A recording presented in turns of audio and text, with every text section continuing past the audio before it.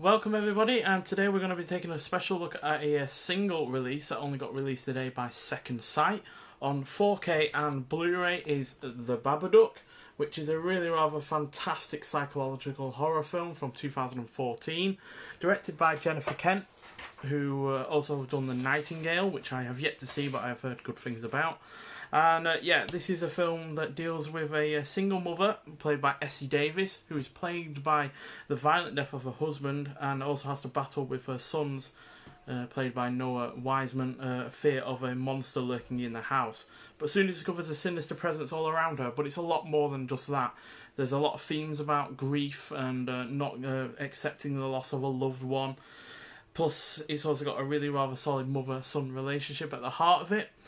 It also looks great, the sound design is brilliant, it is way more about its themes than just the supernatural elements, which help ground the whole plot nicely. It is scary, but doesn't rely on cheap scares or excessive gore, and the plot effectively plays on real-life fears. So yeah, it's a film I highly recommend, although whether or not you've seen it before would obviously determine whether or not you want the special edition that we have here. But you get a whole host of limited edition content as well as special features.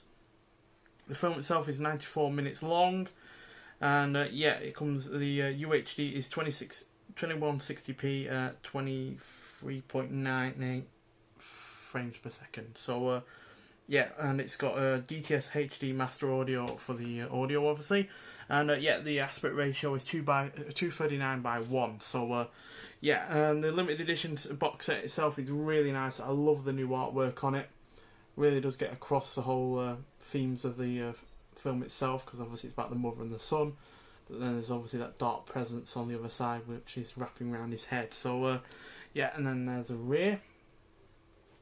Obviously, if you've seen the film, then a lot of this will make sense in terms of the imagery and the art cards that we have going. But yeah, so you get a really nice 150-page book, which is proper hardback, as you can see.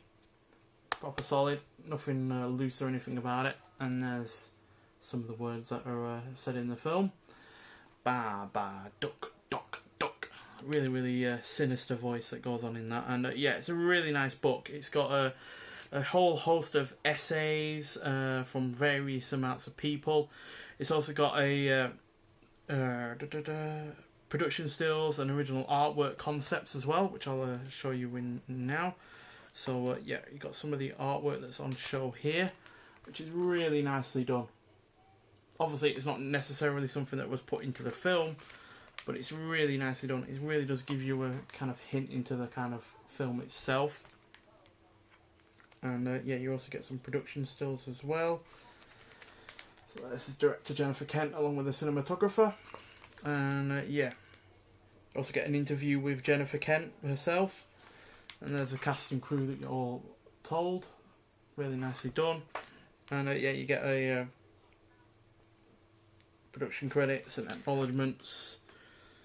I don't think too much has gone into the actual, you know, making of this version in terms of 4K or anything, but then again, it's only an 7-year-old film, so that's no surprise. And then you get 6 art cards as well, which again are all really nicely done.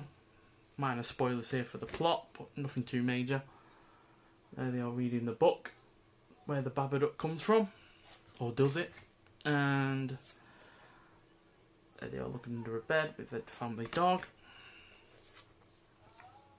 And the terror starts to set in, and then you get a poster art card, and then you also get a art card with the new artwork on it as well, which again is really nice and thick art cards there, without anything, you know, like we have seen in previous special editions, you know, True Romance, where it had the white border with all of the writing around it. None of that nonsense, which is really nice to see.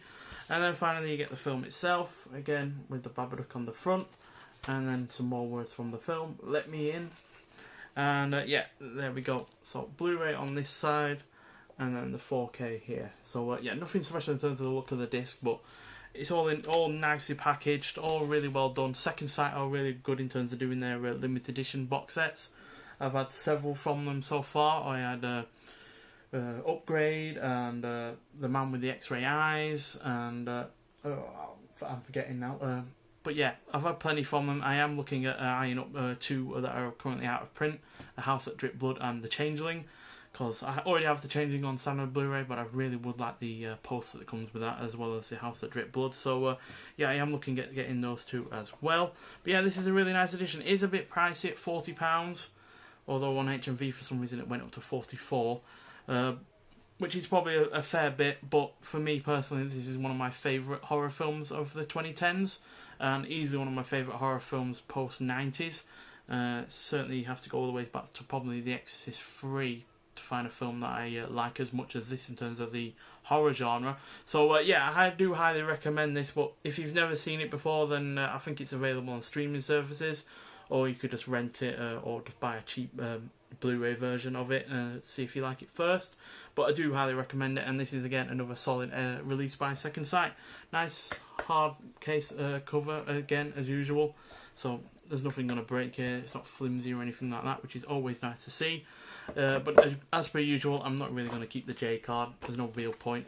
This didn't even have any sellotape or sticky tape on it or anything to keep it in place. As soon as I took the cellophane off, it came off. So I don't even think the people that make these releases really care about it. But yeah, still a solid release, and yeah, like I said, one of my favourite horror films of the 2010s. And it's really nice to see that a film like this that wasn't a particularly big blockbuster success, or wasn't even as highly acclaimed as it should be, because horror films seem to get a bit of a unfair rap in film critic circles, or people that think all horror films are just the same. So, which is a bit of a shame, because obviously this is a lot more than that. But still, yeah, really glad it's gotten a release, and yeah, I'm looking forward to seeing what more films Second Sight give the limited edition treatment, because so far they've done several great films, and yeah, I hope they keep up that hope they keep up the quality, quite frankly. But yeah, nonetheless, thanks for watching. If you've seen this film before, I'd like to hear your thoughts on it. But anyway, thanks for watching, and I'll see you in the next one. Bye.